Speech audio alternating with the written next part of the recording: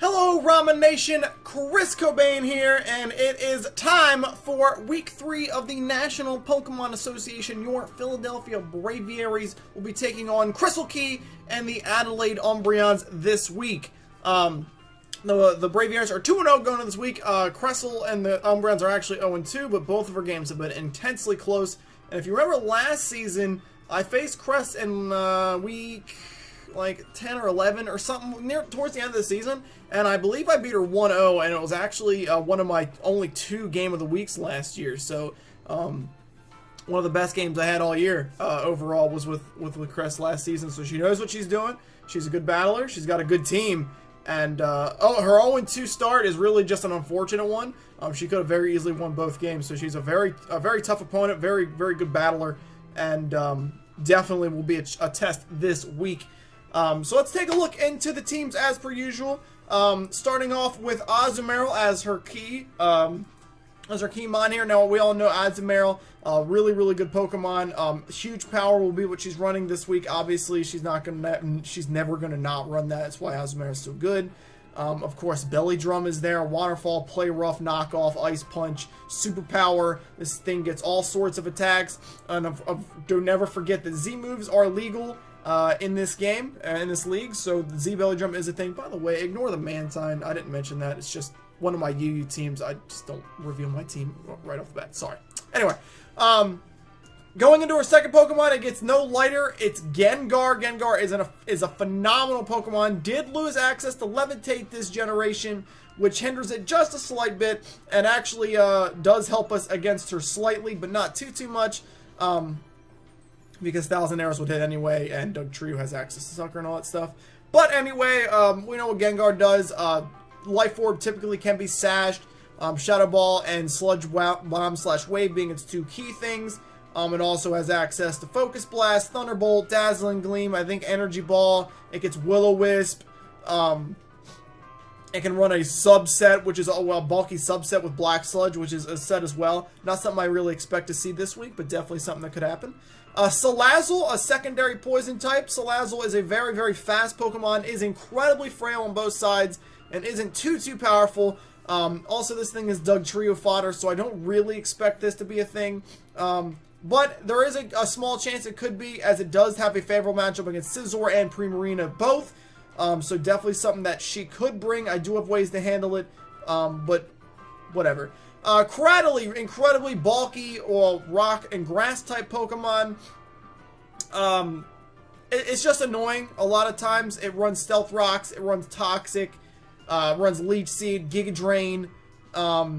It just annoys you constantly. Definitely very bulky. Alolan Golem, Pokemon I really like.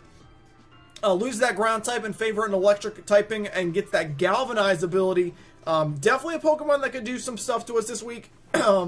It obviously gets access to rocks. It gets that galvanized explosion, which is going to hit really hard on anything that isn't Zygarde or Dugtrio, obviously.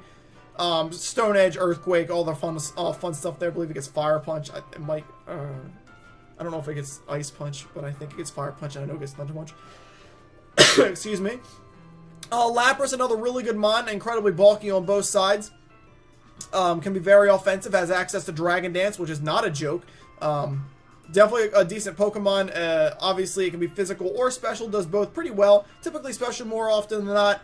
It does have access to Freeze Dry, which means Primarina is not a great switch-in for it. But definitely Pokemon we could see. Celesteela, her first pick, I believe she had the second pick in the draft, and she picked Celesteela after Tapu Lele was picked. We all know Celesteela, completely nuisancey Pokemon. Thankfully, we have Zygarde on our side. This is typically a ground play, but it does not work against Zygarde because of 1,000 Arrows, obviously. But this thing is crazy weird. I'll never understand why they made it the way it did. It's Steel Flying, but it gets access to Leech Seed and Flamethrower, which doesn't make any sense at all. Very possible going Hidden Power Ice this week. Obviously, Heavy Slam hits very hard on a lot of things with that combination of Flamethrower to threaten Scizor. If she doesn't bring this Pokemon, I'll forfeit the league. Just because there's... why wouldn't you? Very, very annoying. Flygon, a lot better than it was last generation. As good as it was last generation, has access to Dragon Dance now. That is not a joke. Flygon is a very, very potent threat. Can be physical or special. Pretty fast at base 100. Obviously gets Earthquake and Earth Power, Draco Meteor, Outrage, Dragon Claw, Stone Edge. It gets all the elemental punches, I think, except for maybe Ice. Has access to Boom Burst, because why the hell not? And with Dragon Dance can definitely be a big threat to the team. Hoopa, Hoopa Confined, obviously a small one, pretty slow, pretty frail.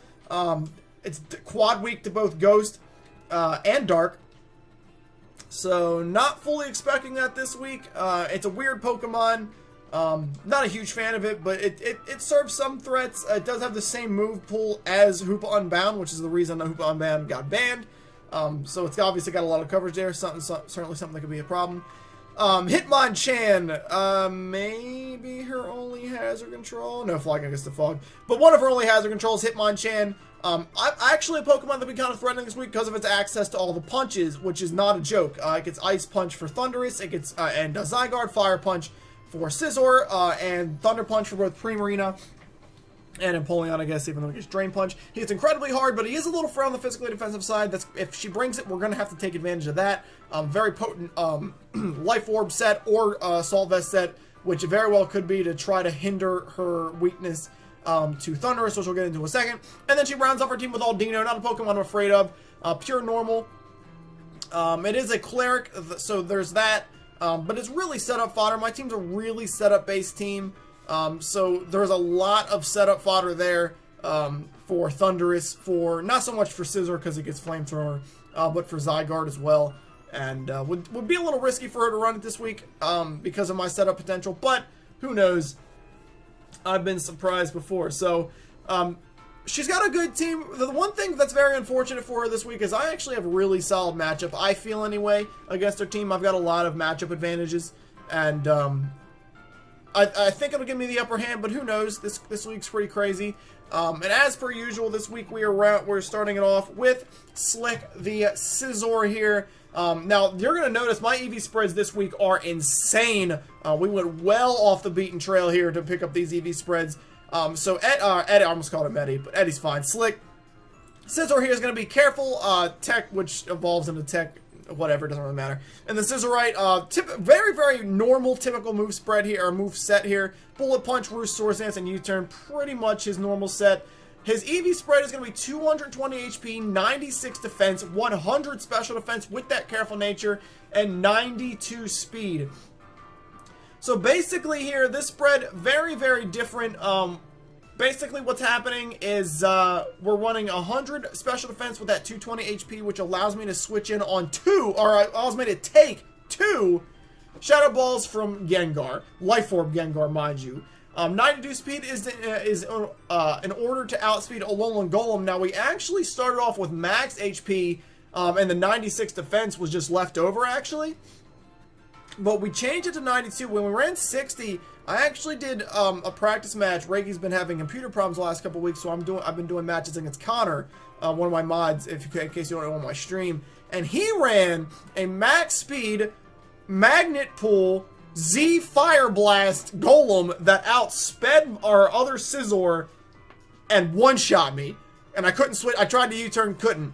Huge deal. And I instantly was like, holy crap. So he was built to outspeed Adamant Azu. I don't believe he's faster than Joly still, but he does outspeed max speed Golem, which while it isn't out there set, but it's definitely really cool. And definitely something that could be run, so we're faster than Golem instead. Moving on to our second mon this week, it is going to be Zygarde. You guys know the top 3 is pretty much going to be the same every week. This one's going to be Joly with the Leftovers Aura Break ability. Obviously, it's running 1000 Arrows, Substitute, Coil, and Extreme Speed. This thing is built to set up on walls. Namely, this thing sets up on non-Hidden Power Ice Celesteela, and it sets up on any Golem that's not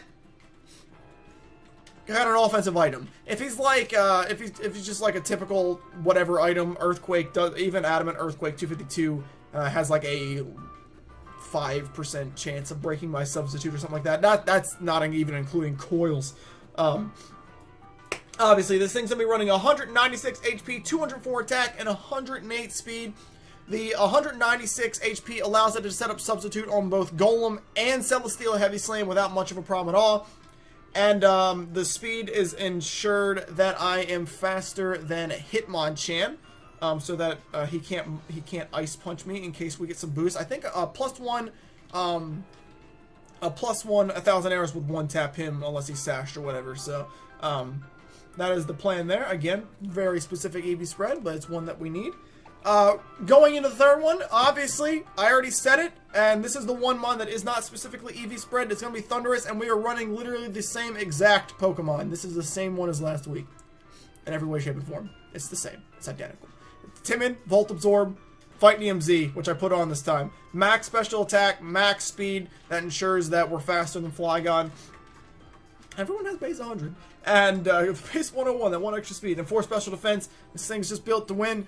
I believe that she's got maybe 2 Pokemon that can stop me at all. And those are Hitmonchan, Assault Vested, and I think Hoopa, who's pretty specially defensive. Her team has the unfortunate side effect of being weak. Every bulky Pokemon she's got, all of them, are weak to either Thunderbolt or Focus Blast. Azu, Cradily, Golem, Lapras, Celesteela, even Aldino, all weak. That's the plan. You set up Agility, and I don't know what she does. The only thing she's got really is the Hitmonchan and the Hoopa. Everything else just dies. The one thing she can do if I set up is prioritize. Obviously, Azu will be carrying Aqua Jet. If she does bring Lapras, there's a chance she's bringing Ice Shard, a pretty decent one considering both Thundurus and Zygarde. So that would be like her only plan at that point. If I can remove them or whatever, a 1 agility just wins the game completely. There's nothing she can do about it after I set it up in most situations. So I know we've been running the same kind of Zygarde, the same Thundurus like 3 weeks. The week 1 one was incredibly similar. I believe it was the same set except for instead of Hidden Power Ice, we had Nasty Plot because we didn't need it. Hidden Power Ice. Hidden Power Ice is obviously just Flygon. Literally, that's it. At Focus Blast for everything else, and Thunderbolt combination just wins. So we'll see. This is why I really feel like I have a favorable matchup. Her team is incredibly weak to Thundurus, but everything is, so who cares? Whatever. Going into the 4th slot this week, we yet again went away from Empoleon. Her only 2 hazard setters being the Golem, which is setup fodder, and they also set up fodder Cradily, so I welcome them being on the team this week. But we do have Doug Trio. Doug Trio is going to be a Joly Life Orb set with Arena Trap, obviously running Earthquake, our Stealth Rock set this week. Pursuit and Sucker Punch as well. He is running Max Attack 252, 236 Speed, which ensures him to be faster than Salazzle, and running 20 Defense as just the rest of it might as well be in defense. And also, yeah. Never mind. I was going to say something else, but I'm out. Again, Doug Trio, very, very, very important this week. It traps many things. It will trap Salazzle, and it'll trap Golem more than anything else. It traps Hoopa, who can be killed by a Sucker Punch or a Pursuit. Considering it is Ghost, it can switch out. Please keep in mind that Ghost cannot be trapped. That means both Gengar and Hoopa, more importantly Gengar, are never trapped. That is why we're running Pursuit. And Sucker Punch is for the potential of running Scarf Gengar, which is 100% a threat this week. 100% Scarf Gengar could be a thing. But that's why the combination of Pursuit and Sucker Punch are there for Scarf Gengar or Gengar in general, and just Earthquakes for everything else. This thing is incredibly, incredibly strong. It does a massive chunk of damage to Hitmonchan, which can be very, very pivotal in ensuring that he can't stop Thundurus. It does a lot to Azu, which is important as well. And it also actually does quite a bit to Lapras as well, even if it's bulky, because he's that strong. 100 base, it's a big difference. So, again, super important. We'll see what happens. There is the opportunity for her to maybe... I don't really feel like anything would be Shed... If she's running Salazzle, maybe she runs Shed Shell Salazzle. I would really find that odd, but it is a thing, so we'll see what happens. 5th Pokemon this week is going to be Primarina. This one's a pretty crazy set. probably our craziest EV spread of the week and of the season so far. It is going to be Timid, obviously Torrent, with the leftovers running Scald, Energy Ball, Psychic, and Moonblast. Pretty straightforward here. Pretty much a spec set, just without the specs. The moves, or the EV spread is 44 HP, 252 defense, 32 special attack, and 180 speed. This is a lot of crap to throw at you.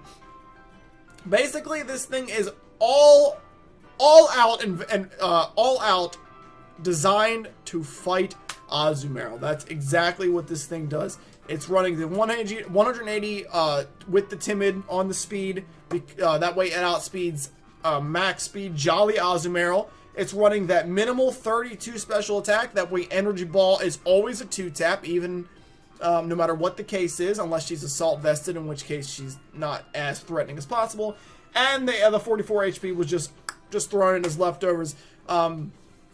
This thing's very, very important to the team this week because of that Azumarill. If she's running Z Belly Drum, this thing wins automatically. If she's running regular Belly Drum, and she's got that Citrus Berry, as long as I don't allow it to set up for actually free, then it'll die to the Belly Drum, or to the Energy Ball. That's the one thing I can't do. If she is the Citrus Berry set and I do let it set up for completely free, Energy Ball doesn't kill it, and I'm 1 shot by Flay Ruff and 2 shot by Aqua Jet.